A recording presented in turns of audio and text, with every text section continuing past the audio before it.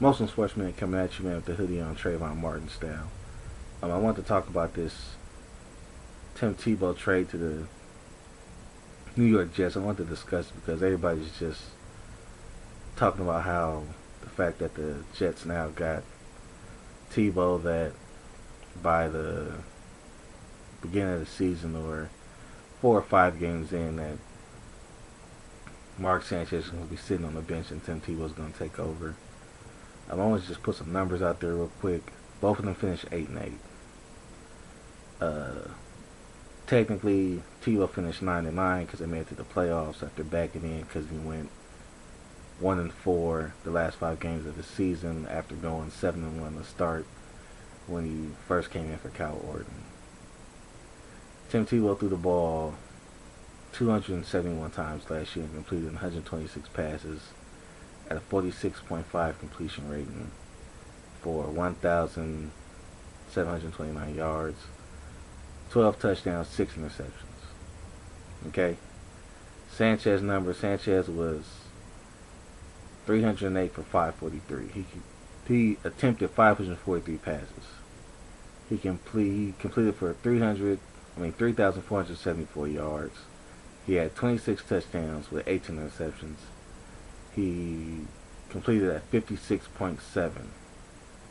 And that's the highest of his 3 years that he's been in the league. And he had a QB rating of 78.2, which is the highest of his 3 years. He threw 26 touchdowns, which is the most he's thrown since he's been in the league. And this is his first time missing the playoffs. This is his first time missing the AFC Championship game in 3 years. Now, granted, man, I'm going to tell you straight up, man, it wasn't all him. I mean, the Jets had a nice defense those 2 years he went. They had a nice defense this year. They just couldn't get over the hump. But I just don't see how people can talk about 8-8 records in one of the toughest divisions compared to an 8-8 record in one of the softest divisions. And then you expect that quarterback to come to one of the toughest divisions and do the same thing, where he would have to play the Patriots twice, who demolished him twice. Twice. Not once, twice. I don't understand. They say, well, look at the interceptions to interceptions. When it comes down to it, yes, Sanchez is capable of throwing the ball more to a defender than throwing the ball in the dirt. Okay, we've seen Sanchez throw the ball to the defensive line and they pick the ball off. But we've seen Tebow throw the ball in the dirt through the first 3 quarters of the game. Probably the first 3.5 quarters of the game. We've seen Tim Tebow throw the ball in the stands. We've seen him throw pick sixes. We've seen him do all this stuff, but he has not thrown the ball as much as Sanchez. When Sanchez is throwing the ball, he has more of a chance of throwing an interception because he's throwing the ball more. People seem to forget this fact. If I go out and I shoot 100 shots and somebody shoots 10, I have a better chance of making more shots than he does if he's shooting 10. But I have a better shot at missing more shots than he does because he's shooting 10. You understand that?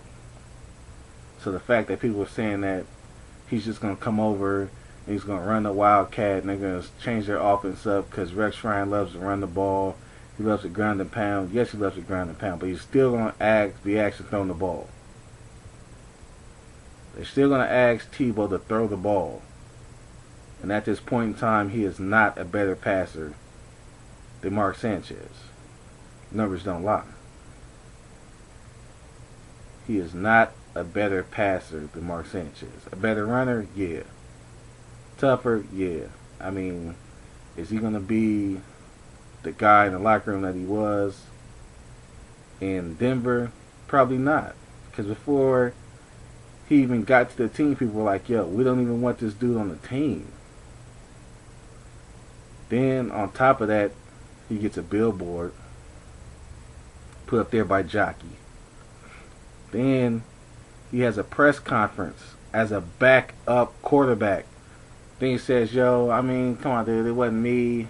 I'm just doing what the organization wants me to do. They wanted me to have a press conference, so I just had one." Who cares? You had it as a backup quarterback. Kyle Orton didn't get one when he signed with the Cowboys. Jason Campbell didn't get one for signing with the Bears. But Tebow gets one for signing with the Jets. Chad Henne didn't even get one for signing with the Jacksonville Jaguars, and he's able to fight for the spot. Matt Flynn didn't get one when he signed with the Seahawks, and he's capable of being the starter. Come on, man. People are not going, man. People are not digging this. People need to stop looking at this guy's off the field actions and comparing it to his on the field actions. Yo, what he does off the field is amazing. He is a great guy, a wonderful Christian. I mean, when my daughter gets here, yo, he can marry my daughter. He's great. But as a quarterback, this dude is horrible. I don't see how you can be mediocre or horrible for the first 3.5 quarters, and then all of a sudden when it comes down to the fourth quarter, because your defense held you in the game, you're the superstar, you're the clutch guy, you're Mr. Clutch. No, you cannot be Mr. Clutch if you're the reason, one of the sole reasons why your team is horrible through the whole game. I just don't understand that. I can't eat that. I don't matter how you cook it. I love my steak medium well. But if you want to cook that medium well, I'm still not going to eat it. I don't understand how you can say that. That the fact that this guy is clutch, when he's the sole reason, one of the sole reasons for the team being just as sorry for the first 3.5 quarters. The dude led the Broncos to the most 3-and-outs in the NFL last year, which means you kept your defense on the field longer than they should have been.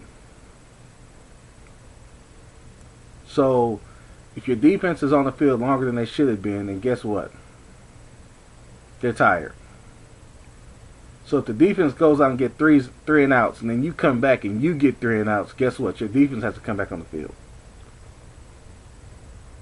And if you're playing somebody like the Packers or the Patriots or Green Bay, and they're just going at your defense, guess what? Your defense is going to be tired. This is what Tebow did last year. He handcuffed his defense. If we had to think that, yes, he's coming to the Jets who has a better defense, that he's just going to be all of a sudden a better passer, no, it's not going to happen. There's still a possibility that the fact that Tim Tebow's there can push Mark Sanchez to be a better quarterback. Then there's the fact that it's the chance that Tim Tebow can take over. And he can go to the playoffs. But until that happens, man, I'm not buying it, dude. And if I do, yo, if it does happen, yo, I'll eat my words. I'll come back on here and I'll do another video saying, yo, I'm eating my words. Until then, man, let Sanchez be. Let Tebow be. Let them battle out in the offseason. We'll see what happens next year. Molson Sports Minute, man. I'm out.